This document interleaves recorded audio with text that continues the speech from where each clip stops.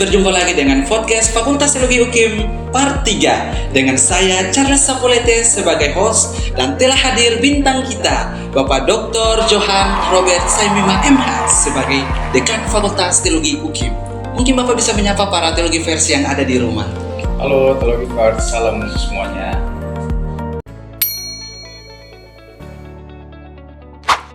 Oke Pak dan teologi vers, hari ini kita akan berbincang-bincang mengenai Gereja Protestan Maluku dalam memperingati hari ulang tahun Gereja Protestan Maluku yang ke-89 tahun.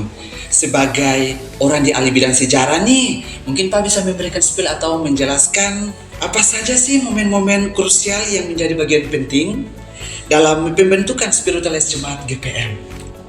Dalam perkembangan sejarah Gereja Protestan Maluku sebelum menjadi gereja yang terbentuk pada 6 September 1935, perjalanan panjang untuk bagaimana melakukan pelayanan pembentukan spiritualitas umat di Maluku itu luar biasa, dan pada akhirnya ketika Gereja Protestan Maluku dilantik pada tanggal 6 September 1935 itu mengalami pergumulan yang besar terkait dengan pelayanan di gereja ini. Bagaimana pengaruh dari mandirinya Gereja Protestan Maluku dari Indische Kerk sebagai gereja negara yang mendapat bantuan dari pemerintah dan secara finansial itu turut memengaruhi perkembangan gereja, tetapi dengan semangat pelayanan dan tetap berfokus bahwa gereja ini adalah gereja Tuhan dan Tuhan akan tetap menyertai gereja ini sepanjang ada di dunia, maka segala sesuatu itu bisa dilewati dan terbukti bahwa gereja tetap bertumbuh hingga saat ini dengan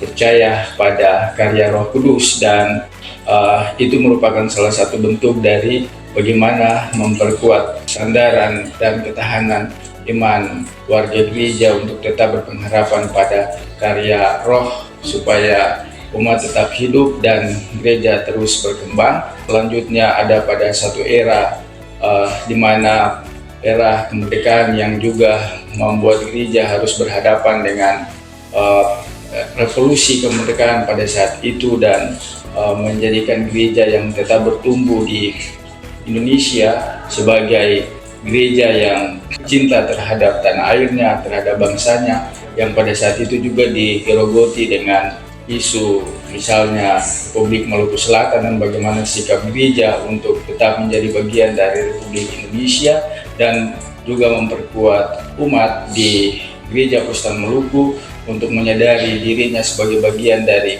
bangsa Indonesia, dan karena itu bagaimana bisa berkarya di tengah-tengah bangsa ini untuk membangun Indonesia sebagai negara dan bangsanya, yang sekaligus menunjukkan juga spiritualitas keindonesiaannya untuk bagaimana memahami pemerintah itu sebagai hamba Allah, dan karena itu ketaatan terhadap pemerintah dan tanggung jawab untuk membangun negara ini menjadi bagian yang seutuhnya dari spiritualitas pelayanan gereja itu sendiri. Kemudian sampai pada 1960 munculnya pesan tobat Gereja Protestan Maluku untuk bagaimana bisa mengajarkan warga gereja untuk menjadikan Tuhan itu sebagai yang utama, dan hal-hal lain yang berkaitan dengan soal pegangan pada kuasa-kuasa lain, kuasa-kuasa roh, bahkan juga hal-hal lainnya yang tidak berkenan dengan ajaran Alkitab itu ditiadakan, sehingga umat betul-betul bisa menjadikan Allah di dalam Yesus Kristus kepala gereja itu sebagai yang utama di dalam hidupnya, dan itulah yang kemudian membuat sehingga gereja benar-benar bisa bertahan sampai saat ini, dan Gereja Protestan Maluku bisa hidup terus berkembang sampai kapanpun. Wah, baik. Perjuangan yang cukup panjang ya dalam merebut Gereja Protestan Maluku yang sudah berusia 89 tahun ini merupakan suatu pergumulan yang cukup panjang ya Pak. Ya Pak, refleksi iman seperti apa yang sekiranya bisa menjadi pegangan dan motivasi yang kuat dalam perkembangan GPM hingga usia yang ke-89 tahun ini Pak? Ya, baik. Refleksi yang paling penting dalam perjalanan 89 tahun Gereja Protestan Maluku ini, ketika seluruh orang percaya atau umat, bahkan gereja secara institusi percaya kepada karya Roh Allah, itu akan membuat gereja ini tetap hidup. Dan selama Roh Allah itu bekerja di dalam gereja, maka gereja ini akan tetap hidup, karena gereja ini hidup bukan karena manusia yang punya kemampuan untuk menghidupkannya, tetapi karena Roh Allah yang membuat gereja ini akan hidup. Disitulah kemudian akan menjadi satu kekuatan yang luar biasa dan menjadi refleksi iman yang luar biasa bagi gereja Protestan Maluku.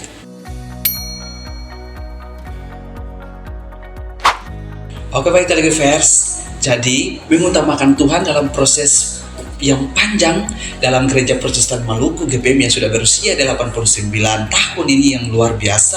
Bapak sebagai Dekan Fakultas Teologi UKIM ini, apa sih sumbangsi Fakultas Teologi UKIM bagi pengembangan pelayanan di GPM ini, Pak?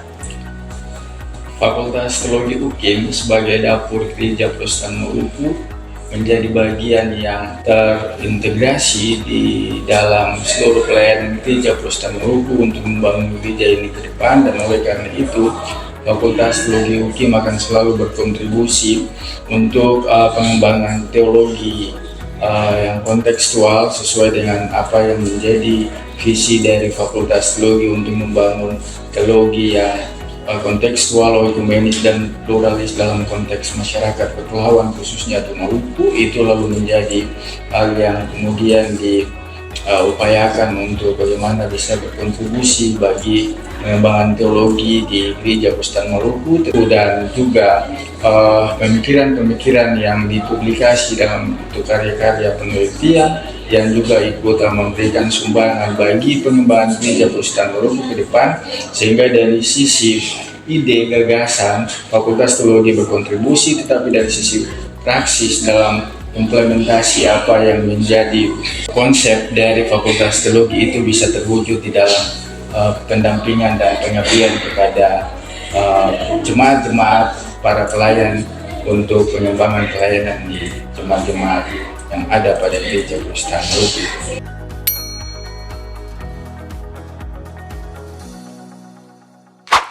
Oke, baik Pak. Dan Telegivers, teologi itu sebagai dapur ya bagi GPM ini ya Pak, sebagai medan pelayanan nanti yang akan disiapkan untuk pelayanan di Maluku dan Maluku Utara. Cukup baik banget untuk Fakultas Teologi UKIM ini. Kira-kira ada pesan dan harapan yang mau disampaikan bagi GPM selaku wadah kita bertumbuh di usia yang ke-89 tahun ini, Pak?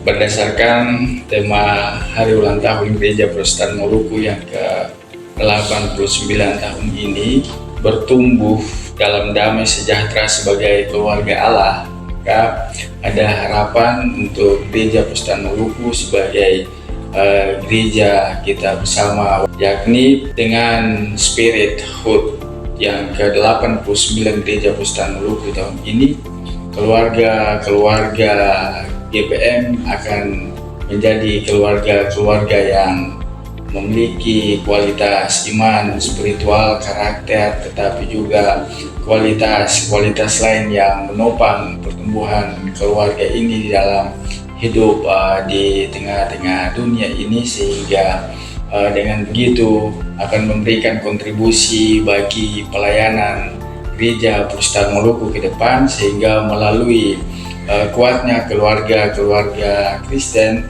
itu juga akan menjadi kekuatan yang menopang Gereja Protestan Maluku secara institusi untuk tetap hidup dan terus berkarya menghadirkan damai sejahtera Allah sebagai misi Allah yang diutus, yang ditugaskan oleh Allah melalui gereja ini. Akhirnya, mewakili Fakultas Teologi UKIM atas nama Dekan, saya mengucapkan selamat hari ulang tahun yang ke-89 Gereja Protestan Maluku. Tetaplah berakar, bertumbuh dan berbuah sebagaimana moto Gereja Protestan Maluku, aku menanam, Apolos menyiram, tetapi Allah yang memberikan pertumbuhan. Tuhan memberkati. Baik Teologivers, kita sudah berada di penghujung podcast Fakultas Teologi UKIM Part 3. Terima kasih banyak bintang tamu kita, Bapak Dr. Johan Robert Saimima, yang sudah menemani kami beberapa waktu ini. Selamat ulang tahun kepada Gereja Protestan Maluku ke-89. Ingat moto kita, Aku menanam, Apolos menyiram, tetapi Allah yang memberi pertumbuhan. Bye-bye Teologivers.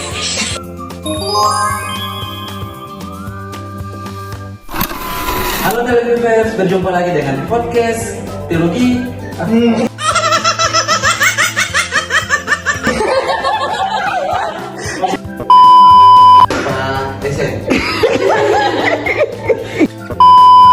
Rolling and action. Oke baik, kira-kira Pak dan Wah, seru banget kan? Jangan lupa pantau sosial media Fakultas Teologi UKIM untuk konten-konten menarik selanjutnya. Bye-bye Teologivers.